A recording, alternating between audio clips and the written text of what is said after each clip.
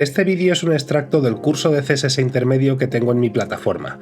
Actualmente cuenta con más de 10 horas de contenido y hablamos sobre variables CSS, Flexbox, Grid, diseño en columnas, responsive y muchísimas cosas más. Te dejo un link en la descripción por si quieres adquirirlo. En este vídeo quiero contaros uno de los hacks más importantes que existen a la hora de trabajar con transiciones y animaciones en CSS.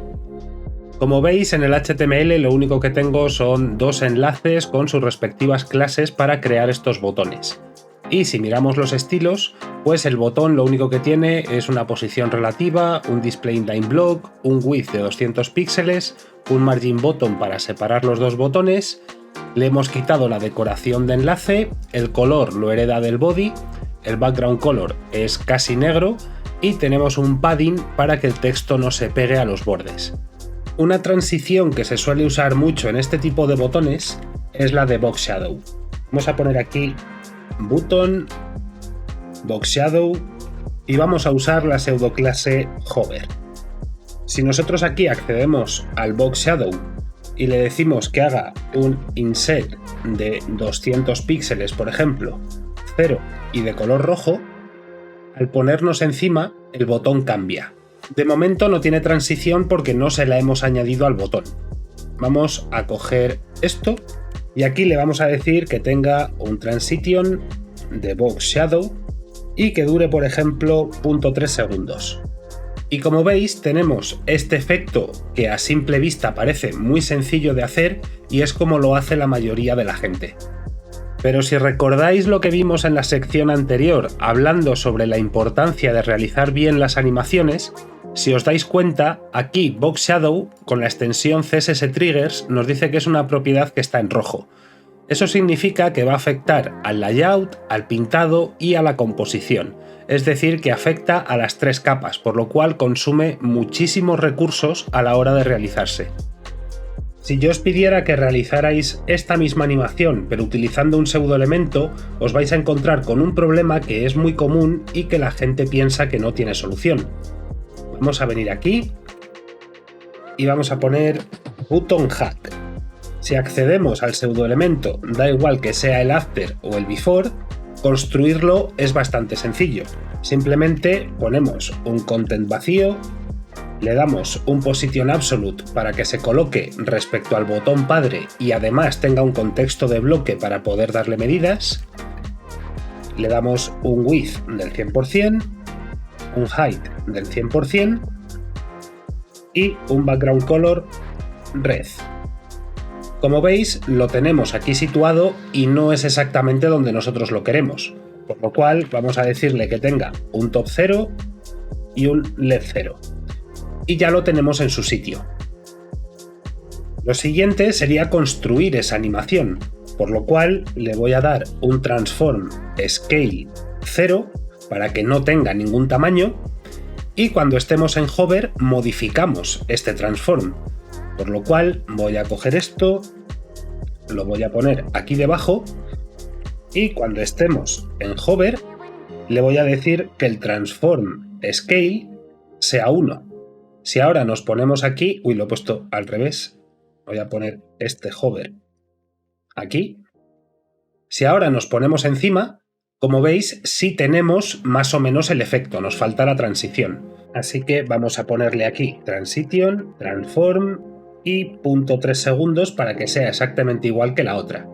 Si ahora nos ponemos encima, como veis, conseguimos el efecto, pero evidentemente no se parece a este. Tenemos que cambiar de dónde se va a escalar y desde dónde se va a escalar.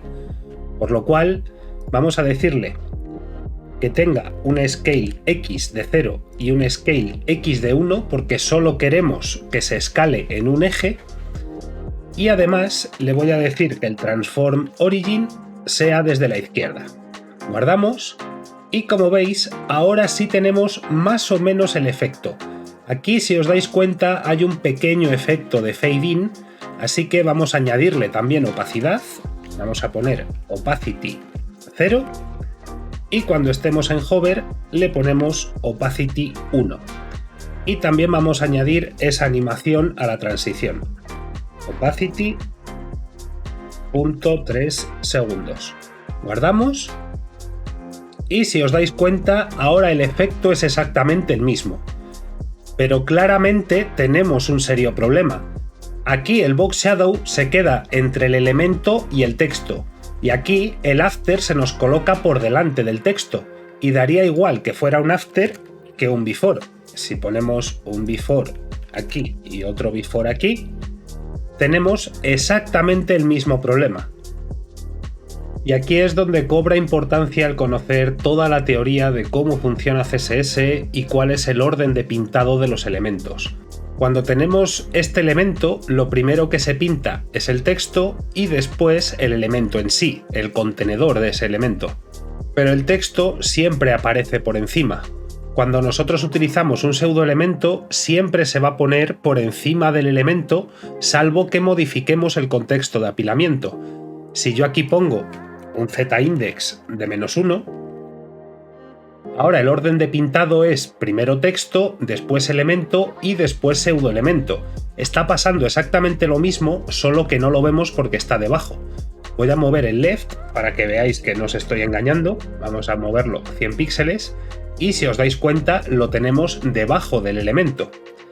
Entonces, ¿qué podemos hacer para modificar esto?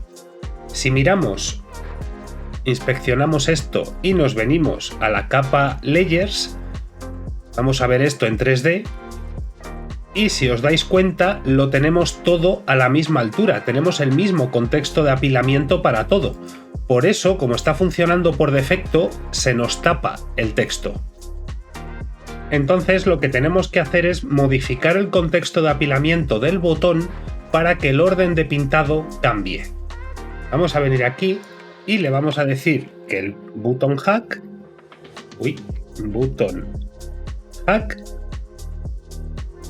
va a tener un transform translate z de 0.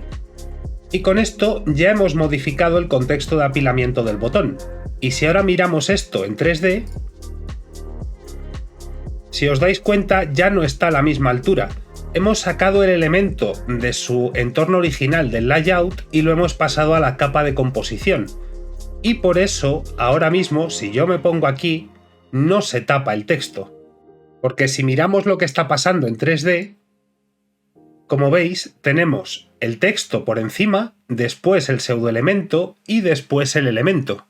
Aquí justo cuando pongo el ratón o lo quito, se ve que el texto siempre aparece por encima.